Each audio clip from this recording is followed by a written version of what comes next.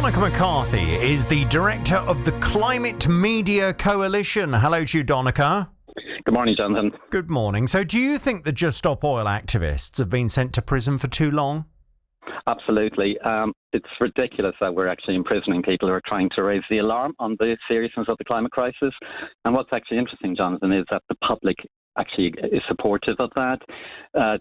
Social Change Lab did a survey of the public after these really harsh sentences, and 61% said they were too harsh, and 12% said that they were too lenient. And I think it'd be interesting, Jonathan, what you think about it. If you compare the sentences for people who, in the recent race riots, where they tried to burn down asylum seeker hotels with people inside them and tried to kill police people with throwing stones and attacking them violently, their sentences were 2 months to 2 years. These sentences for a Zoom call to arrange a protest disrupting a road were 4 to 5 years. What are our priorities there? People are trying to save our planet, trying to stop death and destruction are imprisoned, and people who are actually causing actual devastation are getting lenient sentences. What's going on here? But of course, memories can fade, can't they, with time? And the reality is, I remember doing programmes on the M25 protests that brought the M25 to a complete standstill for hours on end. The disruption for people, for thousands of people, was absolutely immense. People missed really important events. One of my listeners that I've spoken to in the past, she said that a member of her family missed a funeral as a result of the M25 protests. You never get those opportunities back. So although they may well have been raising a message that you think was really important, was there really any need to create that kind of disruption for everyday people just trying to go about their lives? Well, the tragedy, Jonathan, is if you look back at history, any time you need to tackle government inaction on issues that are radically impacting people's lives and their very lives, unfortunately, it has often taken disruption. Disruptive protest is part of democratic history. The suffragettes, the equal rights movement, the gay movement would not have got the human rights they now have if they did not do disruptive actions. I mean, the suffragettes were incredibly aggressive and violent at times when they were protesting, and people in the public absolutely hated them. But in retrospect, we realise women deserve the right to the vote and to human rights. And what we're saying is that if you look, my God, have you seen the pictures from Athens? I have, yes. It's horrific. You talk about their lives disrupted, their lives, their homes burnt to the ground, people dying, people burnt alive.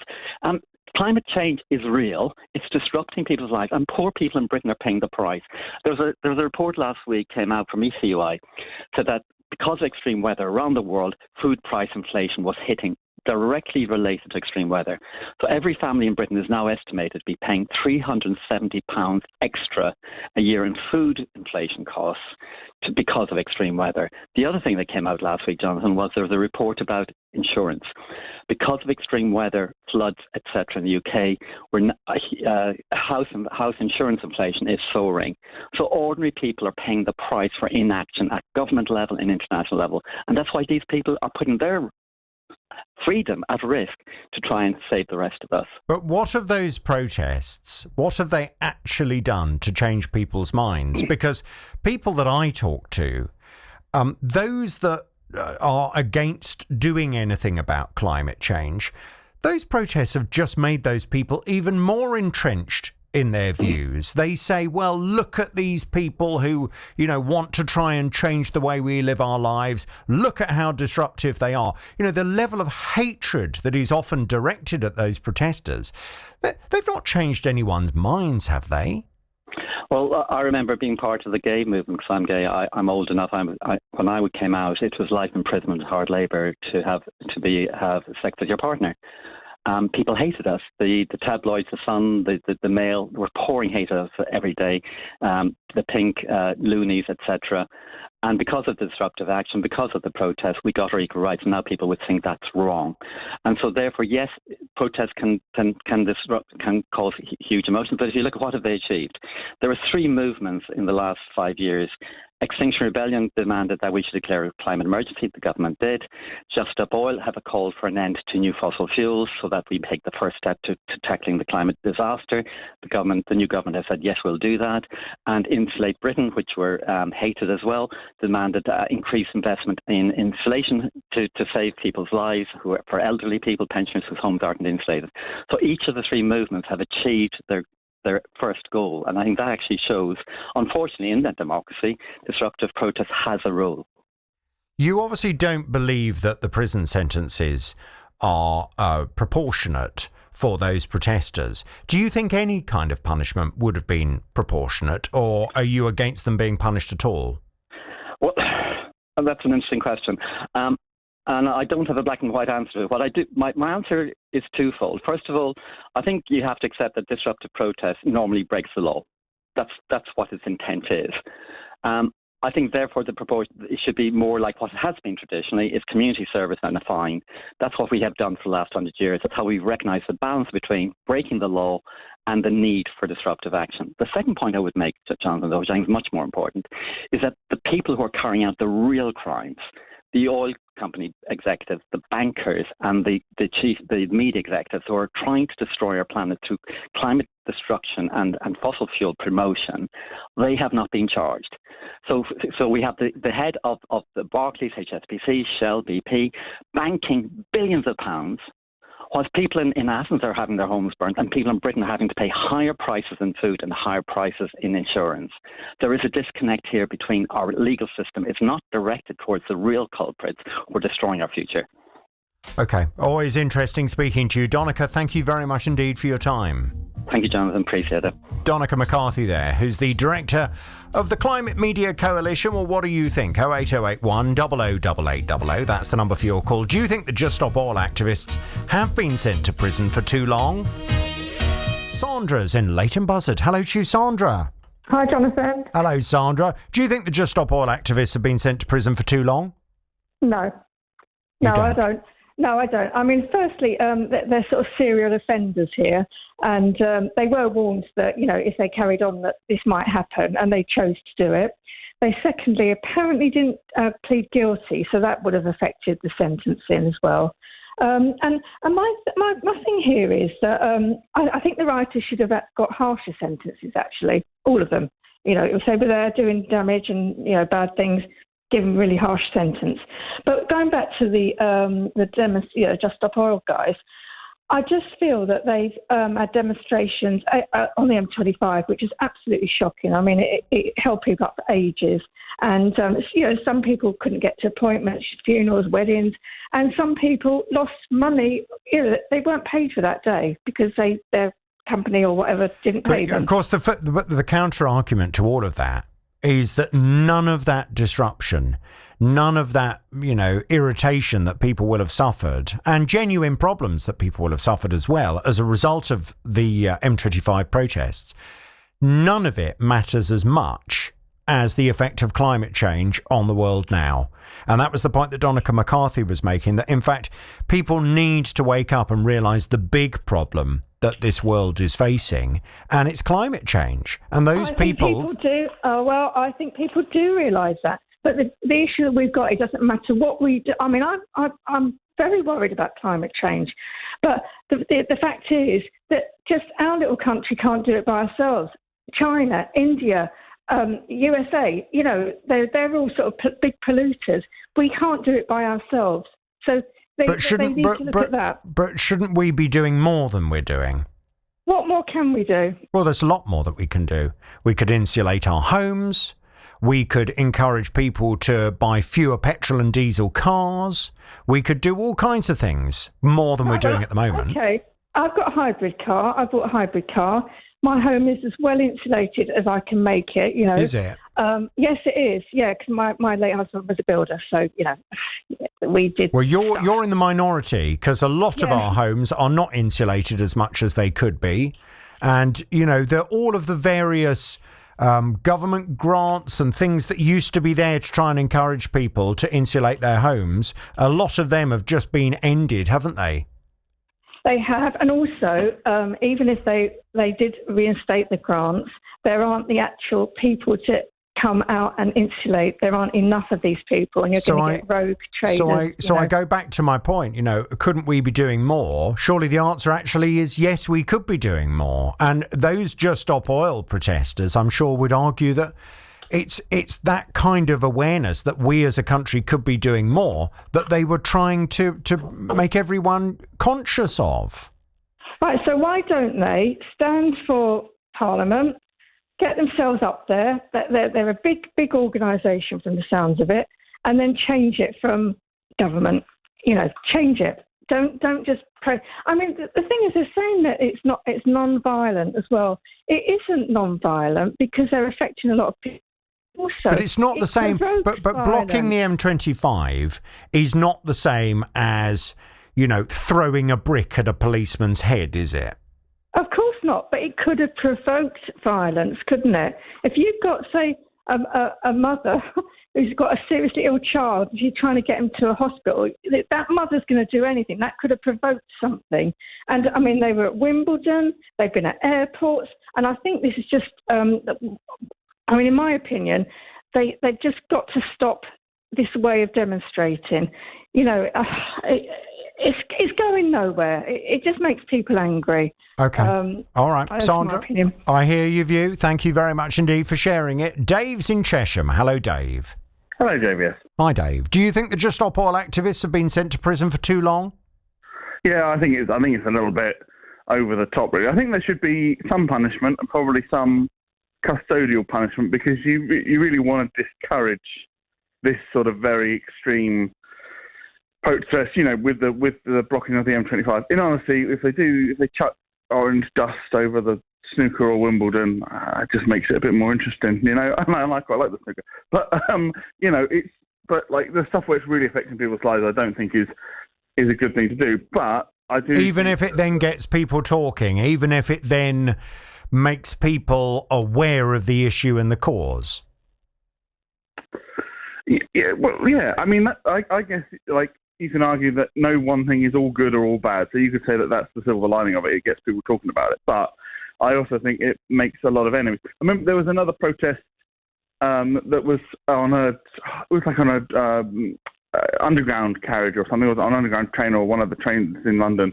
And that sort of ended very quickly because the commuters weren't really having it.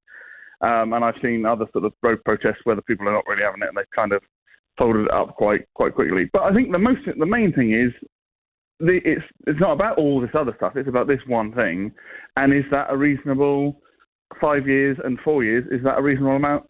And I don't think it is. I think it's too long a time. I think there's a cost, obviously, for keeping people in prison as well. So you've got to factor that in. And the prisons are overcrowded as well. So it just seems like these are not really violent people. So I don't think that they need to be have a custodial sentence. It probably should be something else. Or if they do have a custodial sentence, it should be shorter, like 1 or 2 years or something like that. So lock the rioters up. They deserve it. They should be in prison. But the Just Stop Oil protesters, they should be given maybe a community sentence or something else instead. Or a shorter custodial sentence. Maybe 2 years. But not 5 years. I'll tell you this, though. All those people saying about two-tier policing, not really the case here, is it?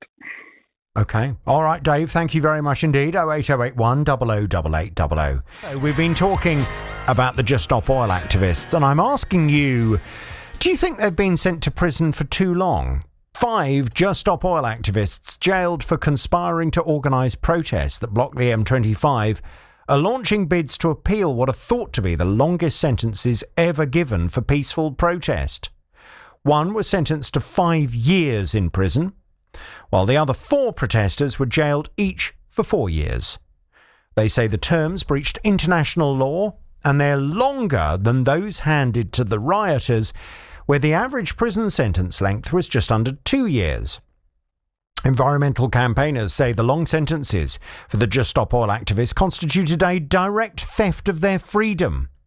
Well, prosecutors previously told the court that the M25 protests, which saw 45 people climb up the gantries, led to an economic cost of at least £765,000, while the cost to the Metropolitan Police was over £1 million. They also claimed it caused more than 50,000 hours of vehicle delays, affecting more than 700,000 vehicles, and left the M25 compromised for more than 120 hours. Well, my question to you, do you think the Just Stop Oil activists have been sent to prison for too long? Or are you glad they've been sent for 5 years in some cases? Nigel's in St Albans. Let's see what Nigel thinks. Good morning to you, or good afternoon now. What are your thoughts on this? Good afternoon, Jonathan. Yes, these are totally disproportionate prison sentences for peaceful protest. I mean, if this was Russia or China, I could actually see this type of action resulting in a sentence of that long, but not in the UK. This is nonsense, particularly, as you said earlier on, given that rioters who are violently attacking the police and others were given much lower sentences. But you describe this as peaceful protest. I mean, isn't peaceful protest standing outside the Houses of Parliament with a placard saying, stop the oil? Not bringing the entire M25 to a standstill time after time after time, affecting thousands and thousands of people every time they did it, including affecting people who were, for example, trying to get to Mount Vernon Cancer Hospital, people who were trying to get to funerals. It had a huge impact on many people's lives. It did. But the reality is, if you stand outside the House of Parliament just with a placard, you don't hit the news. But to be effective and visible, protest has to be disruptive. But the disruption that affected quite a large number of people is as nothing compared to the scale of the disruption that is coming our way as a result of the climate crisis. The climate crisis, within probably your and my lifetime, Jonathan, will result in tens or hundreds of millions of people dying as a result of heat stress, dying as a result of starvation because crop yields start to fail. And just look in the UK as well, that the scale of disruption that the climate crisis will cause us all will be unimaginable. Think the tube system flooded by rising sea levels and floodwaters. Think, motorway bridges swept away by swollen rivers, power lines brought down as a result of increasingly devastating storms. That is the disruption that's coming our way, which will mean that what was experienced on the M25 that week is inconsequential by comparison. But you do know that as you speak of this kind of catastrophic future we all have, there'll be lots of people listening to the programme thinking, oh, here we go. He doesn't know this. He's speculating. He doesn't know that bridges are going to get swept away. He doesn't know that the tube system is going to be flooded. You're just trying to scare people. It's not scare. It's what every scientific organisation confirms, that actually the scale of the climate crisis is going to cause incalculable levels of human misery, desperation, devastation. It is what's coming our way. And unless we have governments that really take ambitious action, then we're all facing what David Attenborough referred to as the collapse of our societies. Do you think, though, that these protests, OK, they may well have made the headlines and they may well have sparked a lot of conversations, but do you think those conversations have ended up with people supporting the cause that you obviously support? Or do you think what it's actually done is it's antagonised so many otherwise reasonable people that actually many people have turned against people like you with your views because they associate you with this level of extreme disruption that has affected their lives? I think it's probably done both. I think you have some people who have been antagonised and don't see the bigger picture, and there are others who take on board the scale of disruption that is likely to be affecting us all, and have pivoted.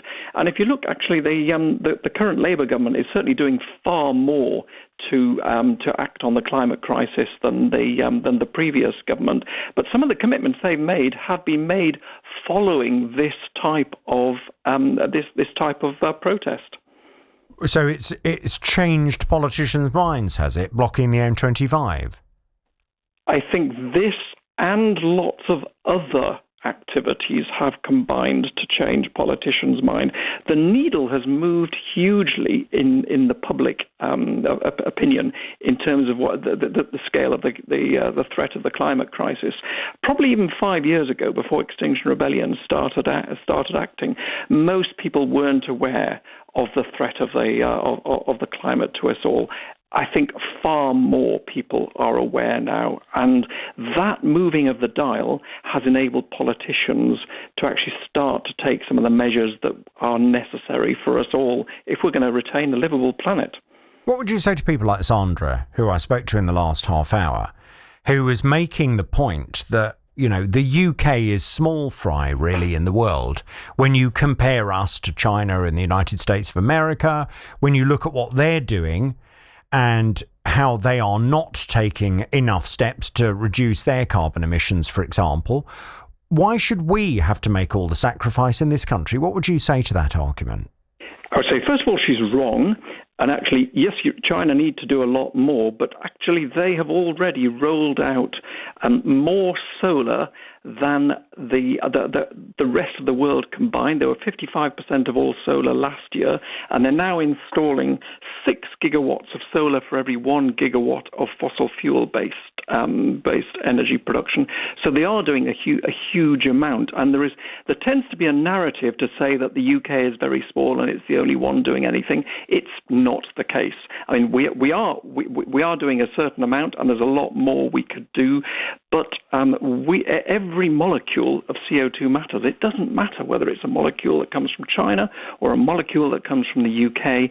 A saving of CO2 anywhere helps everyone everywhere. And so it is just as incumbent on us to reduce our emissions as it is on others. But don't forget that we buy a huge amount of stuff from China. Most of the manufacturing of products that we buy is actually made over there. And so, in fact, we've simply exported our CO2 emissions elsewhere, and actually our true underlying emissions are significantly higher than just that 1%. I saw an interesting statistic the other day that said that apparently in China this last year, half of all of the cars bought brand new have been electric cars. Half. Which is quite astonishing, really, when you think about it. It is astonishing, absolutely. And that's a very good example of how actually the narrative that China are doing nothing is plain not true. And they are doing things they need to do a lot more, and they're still using too much coal. But we need to play our part as well. And frankly, I don't think my children who are in their 30s are going to die of old age. At the way we're going at the moment, they're more likely to die of some of the consequences of the climate crisis, which is starvation and other approaches. That should terrify us all into action, because it's the truth. So just one final point that I want to make with you. Let's bring it back to the conversation we've been having about the penalty, the punishment for the Just Stop Oil activists. I mean, it sounds to me then, from what you're saying, if these activists have just been trying to raise awareness and have been trying to make people stop and think about this, I presume you don't think of them as being criminals at all. I don't, absolutely. To me, and I think to generations in the future, in 10 or 20 years' time, they will be seen as heroes. They're simply canaries in the coal mine. They are drawing attention to the problem, the huge challenge that we're all facing, and which politicians of all hues are failing to talk about. Nobody is standing up and saying, look, we are facing the collapse of our societies in the way that Attenborough has said. Very interesting. Nigel, thank you very much indeed. 08081 008800. Do you think the Just Stop Oil activists have been sent to prison for too long? What are your thoughts on Nigel describing those activists not as criminals, but heroes? Barb says, yes, I do think the protesters have been sentenced for too long. How can it be right that rioters setting light to hotels and throwing objects at the police, how can that be considered less serious? Personally, anyone setting light to a hotel knowing people are in there should be done for attempted murder. Charles is in Watford. Hello, Charles. Good afternoon, Jonathan. Good afternoon. Do you think the Just Stop Oil activists have been sent to prison for too long? No, I don't. I think their sentences, they were lucky to get as little sentence that they did. My complaint would be that the rioters did not get more than double what they have got. Only 2 people were jailed for 3 years. The rest have got between 6 months and 24 months or 28 months. No, and I think it's a ludicrous appeal by the Just Stop Oil protesters to claim that the sentences against the rioters were too lenient. I do agree with that; they are too lenient, but I don't think it's a cause for them to use it to get it reduced. I see the point you're making. So ultimately, you would just like everyone sentences to be longer. But I guess the counter to that is that we all know our justice system is in a state of crisis at the moment, and we don't have enough prison places. So, and they're talking about releasing people from prison early just to free up some spaces. So locking... Go on. I was going to say, John, it's funny that we haven't actually heard over this last 2 or 3 weeks just how short of space we have in the prison. We seem to have found enough space for the rioters. I mean, there's been at least now 20 or so who have been convicted and who have gone to a prison or a young offenders institution. So clearly there is some space left. Yeah, but I think the Justice Secretary was saying earlier this week, wasn't she, that the riots, unfortunately, have now meant that some of the places they tried to free up for other criminals have now been filled with the rioters. So it's kind of back to square one. But that's inevitable. That's going to happen. It doesn't mean you have to let the rioters go because you haven't got enough place. Just like the Just Stop Oil protesters. I mean, Donnachadh McCarthy was talking earlier on about previous people who appeared in court from Just Stop Oil were getting community service. Well, clearly that's not worked, and so judges have said, well, we now need to show an example. And the guy who got 5 years was one of the leaders of that protest, and they all pled not guilty, which does not help your case if you are in court charged with something serious. Interesting, Nigel in St Albans point, where he was saying that, he believes that the Just Stop Oil protesters should not be viewed as criminals at all, but should be viewed as heroes. Now, if you follow his logic, then locking those people up, locking the Just Stop Oil activists up, is a complete waste of prison space. Well, I'd like to hear the opinion of the hundreds of thousands of people who were delayed on the M25 as a result of their protest, who, as many people have said, have missed various appointments, missed hospital appointments, missed funerals. I don't think they would be saying that the Just Stop Oil protesters were heroes. I don't see them as heroes. Probably not. But if Nigel's prediction of an absolutely catastrophic end to all of our lives as a result of climate change is true, then ultimately, probably when it's far too late, maybe people who were stuck on the M25 in those days will say, do you know what? Actually, maybe those protesters had a point. Well, I think Nigel's being a scaremonger by suggesting that, bridges on motorways will be swept away as if it's going to be happening next week. But one of your... It's happened elsewhere, though, in the world, hasn't it, with the floods? It could have done, but it's not going to happen next week and it's not going to happen next month. But my point is the one lady came on and said that if these people feel so strongly about it, then stand for Parliament. Get in there, get into the government and start from there. That's where change comes from, not from standing on a bridge sanction and disrupting people's lives. It doesn't happen like that. Good to talk to Charles. Thanks very much indeed for your call. Alan's in Luton. Hi, Alan. Hi. Hi, Alan. What are your thoughts? Do you think the Just Stop Oil activists have been sent to prison for too long? No, I don't really. They committed their crime and they've got to serve that sentence. They inconvenienced a considerable number of people for their beliefs. And all right, well, I don't decry their right to protest. To do it in a manner that is so disruptive to society as a whole, I think is wrong. But if you had said that to the suffragettes, then, and if they'd followed that example, then women would still not be able to vote. They certainly brought matters to the government's attention. And they were more than just disruptive, the suffragettes, weren't they? I mean, they were violent. In some cases, they were. Yeah, but the point that I'm making is, if they had just peacefully protested and walked around a park chanting, the chances are women would still not be able to vote. So, well, I think in those things were somewhat different in those days, because women had absolutely no voice at all, and now everybody has a voice, and they can. But isn't that partly because of the suffragettes and what they did? Not entirely.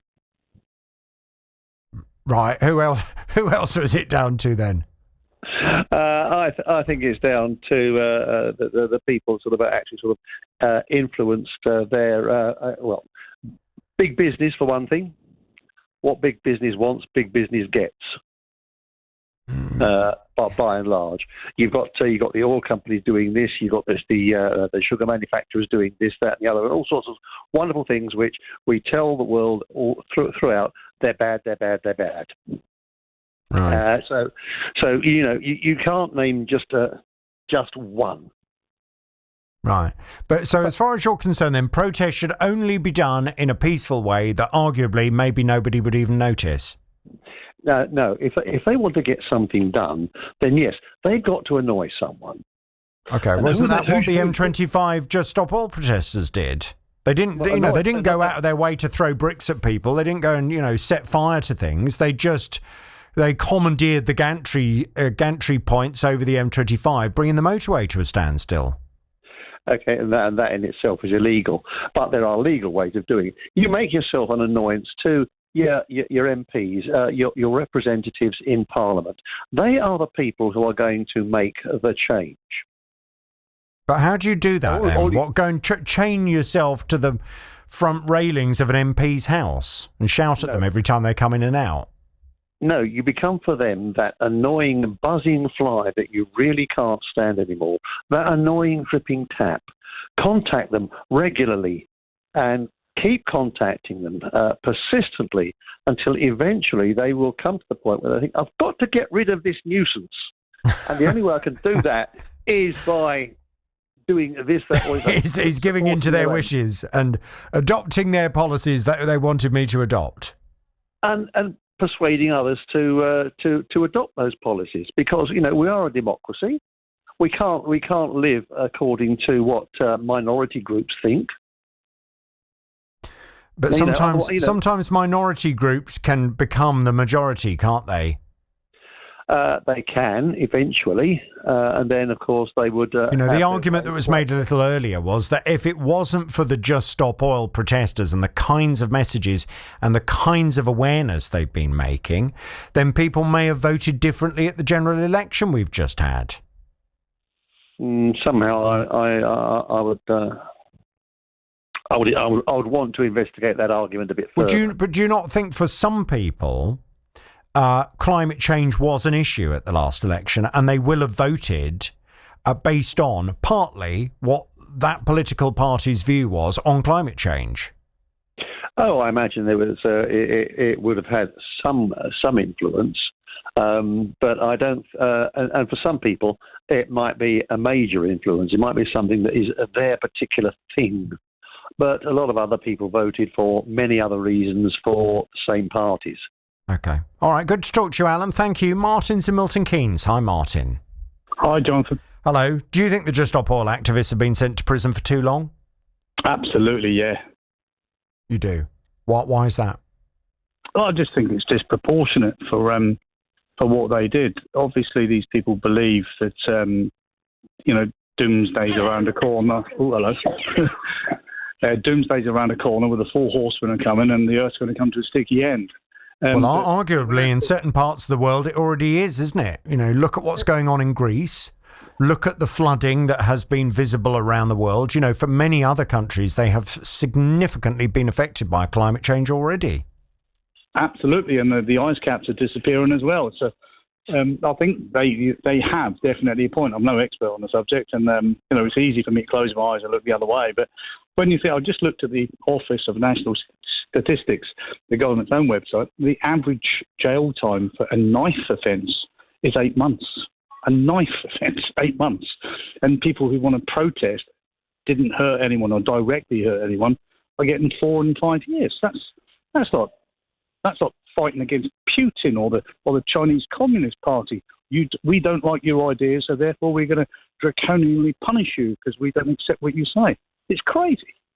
So how should they have been punished? I don't know. I think you've got to look at should they have been punished at all? Maybe community service. But if you don't punish, but just wind your mind back. I mean, do you remember the M25 protests? It was happening one after another, wasn't it? You know, every time we would come on air, suddenly there would be word out that they brought the M25 to a standstill again.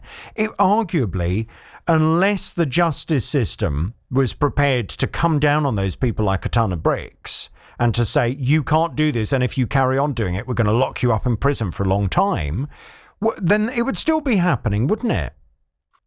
Yeah, I mean, there are repeated protests throughout London. Currently, at the moment, it's Palestinian and all that kind of malarkey in it. But it stops streets from running. You can't go in certain areas because of large mobs and crowds who are protesting against things that they believe in. I don't see any of them getting sent to prison. So, ideally, if you're a peaceful protest, I personally don't think we should have prison time at all. Because, like the suffragettes, they're fighting for something that when you get the chance to look back from a few years' time, it's probably been found out that they're right and they were treated very, very harshly. But if you hadn't locked those people up in prison, I come back to the point, it wouldn't be acting as a deterrent, would it, to people carrying on doing it? So the protest would then just continue and continue and continue, and people would be more and more affected by it. Yeah, I think they would, and perhaps they should. I mean, I mentioned earlier, the average prison time for a knife offence is only 8 months, so they obviously don't want that to stop either, the government. So maybe it's time that our elected leaders, listened, and instead of having a government that runs the country as it sees fit, perhaps we should have more referendums. And we, the people, should have a voice. I don't know how to fix it, but I know it's a problem. I don't know how to resolve it, but it's definitely a problem. It's definitely very, very harsh to me. All right, Martin, thanks very much indeed. Kevin says, I'm all for protesting in our democratic country, but when it causes damage and disruption, it's not okay. They deserve all that was handed out. Jen says, no, they should have been fast-tracked, like the rioters. They'd be halfway through their sentences if they'd been put away at the time. They should get a year for every minute they close the road. Idiots, says Jen. Lewis says they definitely deserve jail time to try and deter them, but probably not as long as some of them have received. Our jails are full. Rob says they were made examples of to deter others, and it has stopped that kind of protest, which disrupted thousands of people. Hopefully the same will happen with the recent protesters. So far, it seems to be working. Thank you very much indeed, Rob. Right, coming up next, we'll move on to our lunchtime conversation where we talk about light-hearted, frivolous subjects.